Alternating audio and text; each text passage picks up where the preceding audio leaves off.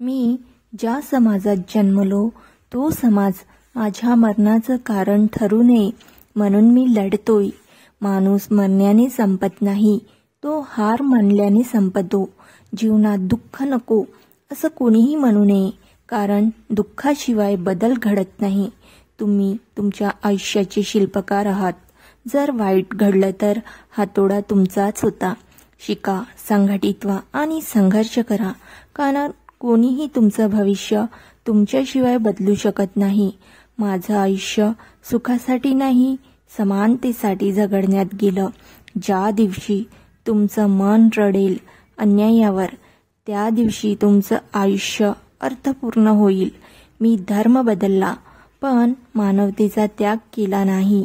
लोकांनी माझ्या विरोधात बोललं, पण मी शांत राहिलो, कारण माझं काम माझ्या शब्दांपेक्षा मोठं होतं. माझं स्वप्न एकच आहे, प्रत्येक माणूस म्हणून जगावं.